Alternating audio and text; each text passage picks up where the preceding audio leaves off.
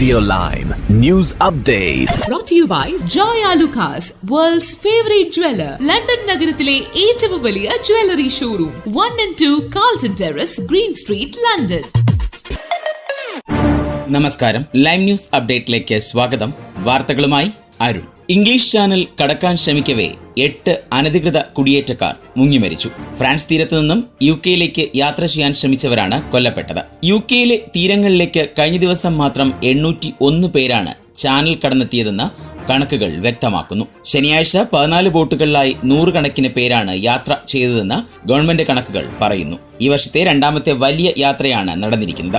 June 18-ന് 15 ബോട്ടുകളിലായി നടന്ന 882 പേരുടെ യാത്രയാണ് നിലവിലെ റെക്കോർഡ്. നോർത്തേൺ ഫ്രാൻസിൽ നിന്നും യാത്ര തിരിച്ച ബോട്ട് കല്ലുകളിൽ ഇടിച്ചു തകർന്നാണ് അപകടം സംഭവിച്ചതെന്ന് അധികൃതർ പറഞ്ഞു. 51 പേരെ രക്ഷപ്പെടുത്തി, 6 പേരെ ആശുപത്രിയിലും പ്രവേശിപ്പിച്ചു.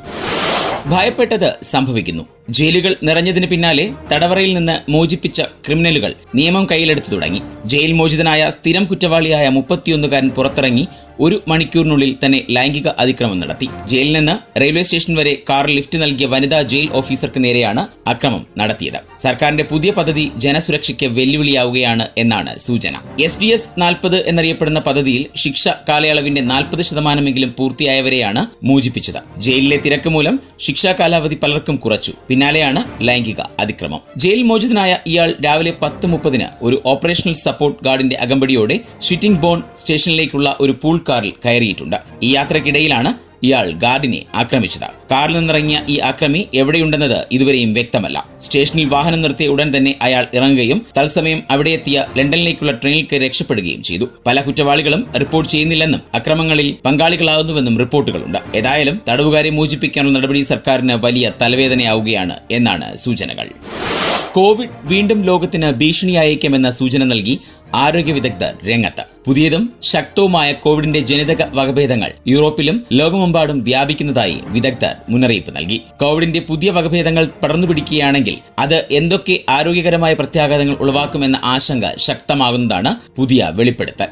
ജൂണിൽ ജർമ്മനിയിലാണ് കോവിഡിന്റെ അപകടകാരിയായ പുതിയ വകഭേദം കണ്ടെത്തിയത്. XUC എന്ന പേരിലാണ് ഈ പുതിയ ജനിതക വകഭേദം അറിയപ്പെടുന്നത്. നിലവിൽ 3 ഭൂഖണ്ഡങ്ങളിലായി 15 രാജ്യങ്ങളിൽ ഈ വകഭേദം കണ്ടെത്തിയിട്ടുണ്ട്. തണുത്ത കാലാവസ്ഥ ഉടലെടുക്കുന്നതിനനുസരിച്ച് കടുത്ത പ്രഹരശേഷിയുള്ളതായി പുതിയ ജനിതക വകഭേദങ്ങൾ മാറുമെന്ന് ശാസ്ത്രജ്ഞർ മുന്നറിയിപ്പ് നൽകി കഴിഞ്ഞു. XUC ഇപ്പോൾ ലോകമെമ്പാടും വ്യാപിച്ചുകൊണ്ടിരിക്കുകയാണ്. കാലിഫോർണിയയിലെ Scripps research translational institute director Eric Topol പറഞ്ഞു. ആരോഗ്യ വിദഗ്ധർ വരും ആഴ്ചകളിൽ വേരിയന്റ് നിരീക്ഷിക്കുന്നത് തുടരുമെന്ന് കൈസർ പെർമനന്റ് സതേൺ കാലിഫോർണിയയിലെ സാംക്രമിക രോഗങ്ങളുടെ റീജിയണൽ ചീഫ് ഡോക്ടർ എലിസബത്ത് ഹഡ്സണും അഭിപ്രായപ്പെട്ടു. കെയർ സ്റ്റാർമർ പാർലമെന്ററി നിയമങ്ങൾ ലംഘിച്ചുവെന്ന് ആരോപണം. ജൂലൈയിൽ സ്റ്റാർമർ പ്രധാനമന്ത്രിയാകുന്നതിന് മുമ്പും ശേഷവും ലോർഡ് അല്ലി സ്റ്റാർമറുടെ ഭാര്യ ലേഡി വിക്ടോറിയ സ്റ്റാർമറിന് വില കൂടിയ വസ്ത്രങ്ങളും ഒരു സ്വകാര്യ ഷോപ്പറിനെ ഏർപ്പാട് ചെയ്യുകയും ചെയ്തെന്ന വെളിപ്പെടുത്തലിന് പിന്നാലെയാണ് അന്വേഷണം ആരംഭിച്ചിരിക്കുന്നത്. എന്നാൽ ഇതിനെ അത്ര കാര്യമായി എടുക്കേണ്ട പ്രശ്നമില്ലെന്ന് വിദേശകാര്യ സെക്രട്ടറി ഡേവിഡ് ലാമി രംഗത്ത് വന്നു. ലോകവേദിയിൽ രാജ്യത്തെ പ്രതിനിധീകരിക്കുന്ന പ്രധാനമന്ത്രിയുടെ വസ്ത്രങ്ങളുടെ ചെലവുകൾക്കായി UK സർക്കാർ പ്രത്യേകമായി ഫണ്ട് നൽകുന്നില്ല. ലോകവേദിയിൽ രാജ്യത്തെ പ്രതിനിധീകരിക്കാൻ നേതാക്കൾക്ക് ഗണ്യമായ വസ്ത്ര അലവൻസ് ഉള്ള US പോലുള്ള മറ്റ് രാജ്യങ്ങളുമായി ഡേവിഡ് ലാമി ഇതിനെ താരതമ്യം ചെയ്തു. ഷർ കെയറിനും ലേഡി സ്റ്റാർമറിനും സമ്മാനങ്ങൾ നൽകിയ ലേബർ ദാതാവായ ലോർഡ് അല്ലിയെ ഡേവിഡ് ലാമി ന്യായീകരിച്ചു. ലേബർ പാർട്ടിയുടെ ദീർഘകാല പിന്തുണക്കാരനും ദാതാവുമായ അദ്ദേഹം വർഷങ്ങളായി വിവിധ നേതാക്കൾക്കും പ്രധാനമന്ത്രിമാർക്കും സംഭാവന നൽകുന്നുമുണ്ട്. ബ്രിസ്റ്റോൾ വിമാനത്താവളം കുപ്രസിദ്ധി ആർജിക്കുന്നത് അവർ പ്രാബല്യത്തിൽ വരുത്തിയ 100 പൗണ്ടിന്റെ പിഴയുടെ പേരിലാണ്. എന്നാൽ ഇത് നടപ്പിലാക്കാൻ കഴിയുമോ എന്ന സംശയമാണ് ഇപ്പോൾ നിഴലിക്കുന്നത്. പിക്കപ്പിനായി നീക്കിവെച്ച സ്ഥലത്തിന് പുറത്ത് വാഹനം നിർത്തുന്നതിനാണ് ഇപ്പോൾ പിഴ നടപ്പിൽ വരുത്തിയിരിക്കുന്നത്. എന്നാൽ ഇത് ഒരുപക്ഷെ പിഴയൊടുക്കിയ വ്യക്തികൾക്ക് തിരികെ നൽകാൻ വിമാനത്താവളം ബാധ്യസ്ഥരായേക്കുമെന്ന് റിപ്പോർട്ടുകൾ സൂചിപ്പിക്കുന്നു. വിമാനത്താവളത്തിനകത്തെ പാർക്കിംഗ് നിയന്ത്രണങ്ങൾ നടപ്പിലാക്കുന്നതിന് VCS എന്നൊരു കരാറുകാരെയാണ് ബ്രിസ്റ്റോൾ വിമാനത്താവളം നിയോഗിച്ചിരിക്കുന്നത്. എന്നാൽ ഹാംബർസൈഡിലെ ഒരു മുൻ തദ്ദേശ ഭരണ സ്ഥാപന ഉദ്യോഗസ്ഥനായ സ്റ്റീവ് വില്യംസ് എയർപോർട്ട് ആക്ട് 1986 നിയമങ്ങൾ ഉദ്ധരിച്ചുകൊണ്ട് പറയുന്നത് ഇത് നടപ്പിലാക്കാൻ കഴിയില്ല എന്നാണ്. ഈ നിയമമനുസരിച്ച് പിഴ ഈടാക്കാനുള്ള അധികാരം കോടതികൾക്ക് മാത്രമാണ്, കരാറുകാർക്കല്ല എന്ന് അദ്ദേഹം ചൂണ്ടിക്കാട്ടുന്നു. ഹംബർസൈഡ് വിമാനത്താവളത്തിൽ ഒരിക്കൽ തന്റെ പത്നിക്ക് ഇത്തരത്തിൽ പിഴ ഒടുക്കേണ്ടതായി വന്നപ്പോൾ അവർ ഈ നിയമം ചൂണ്ടിക്കാട്ടിയെന്നും വിമാനത്താവള അധികൃതർ പിഴ ഒഴിവാക്കിയെന്നും അയാൾ പറയുന്നു. ഇതേ നിയമം ബ്രിസ്റ്റോളിനും ബാധകമാണ്. മജിസ്ട്രേറ്റ് കോടതികളിൽ പ്രോസിക്യൂഷൻ വിധേയമാക്കാതെ തങ്ങളുടെ കർശനമായ പിഴ നയം നടപ്പിലാക്കാൻ വിമാനത്താവള അധികൃതർക്ക് കഴിഞ്ഞേക്കില്ല. എന്നാൽ തങ്ങൾ ഈടാക്കുന്ന പിഴ നിയമവിധേയവും തങ്ങളുടെ അധികാര പരിധിയിൽപ്പെട്ടതുമാണെന്നാണ് വിമാനത്താവള അധികൃതർ പറയുന്നത്. ഇനി നാട്ടിലെ വാർത്തകൾ. വയനാട് ദുരന്തവുമായി ബന്ധപ്പെട്ട് വിവിധ ഇനത്തിൽ ചെലവഴിച്ച തുകയെന്ന പേരിൽ പുറത്തുവന്ന കണക്ക് വസ്തുതാവിരുദ്ധമെന്ന് മുഖ്യമന്ത്രി പിണറായി വിജയൻ. മുഖ്യമന്ത്രിയുടെ ഓഫീസിൽ നിന്ന് പുറത്തുവിട്ട വാർത്താക്കുറിപ്പിലാണ് ഇക്കാര്യം വ്യക്തമാക്കിയത്. ദുരന്തവുമായി ബന്ധപ്പെട്ട് അധിക സഹായം തേടി കേന്ദ്ര സർക്കാരിന് സമർപ്പിച്ച നിവേദനത്തിലെ വിവരങ്ങളാണിതെന്ന് പറഞ്ഞ മുഖ്യമന്ത്രി കേന്ദ്ര സഹായം നേടാനുള്ള സംസ്ഥാന സർക്കാരിന്റെ ശ്രമങ്ങൾക്ക് തുരങ്കം വയ്ക്കുന്ന സമീപനമാണ് ഇതെന്നും കുറ്റപ്പെടുത്തി. ദുരന്തവുമായി ബന്ധപ്പെട്ട് വിവിധ വിഷയങ്ങൾക്ക് ആവശ്യമായ ചെലവിന്റെ പ്രാഥമിക കണക്കുകൾ മെമ്മോറാണ്ടത്തിൽ വ്യക്തമാക്കിയിരുന്നുവെന്ന് മുഖ്യമന്ത്രി പറയുന്നു. എന്നാൽ ആ കണക്കുകളെ ദുരന്ത മേഖലയിൽ ചെലവഴിച്ച തുക എന്ന തരത്തിലാണ് ഇപ്പോൾ പ്രചരിപ്പിക്കുന്നത്. ഇത് അവാസ്തവമാണ്. ദേശീയ ദുരന്ത പ്രതികരണ നിധിയുടെ മാനദണ്ഡങ്ങൾക്ക് അനുസൃതമായി തയ്യാറാക്കിയ മെമ്മോറാണ്ടത്തിലെ ആവശ്യങ്ങളെ തെറ്റായി അവതരിപ്പിക്കുകയാണെന്നും അദ്ദേഹം കുറ്റപ്പെടുത്തി. മാനദണ്ഡമനുസരിച്ച് പ്രതീക്ഷിത ചെലവുകളും വരാനിരിക്കുന്ന അധിക ചെലവുകളും ഉൾപ്പെടുത്തി കേന്ദ്ര സർക്കാരിന് സമർപ്പിച്ച മെമ്മോറാണ്ടം ഹൈക്കോടതിയിലും നൽകിയിട്ടുണ്ടെന്ന് മുഖ്യമന്ത്രി വാർത്താക്കുറിപ്പിൽ പറയുന്നു.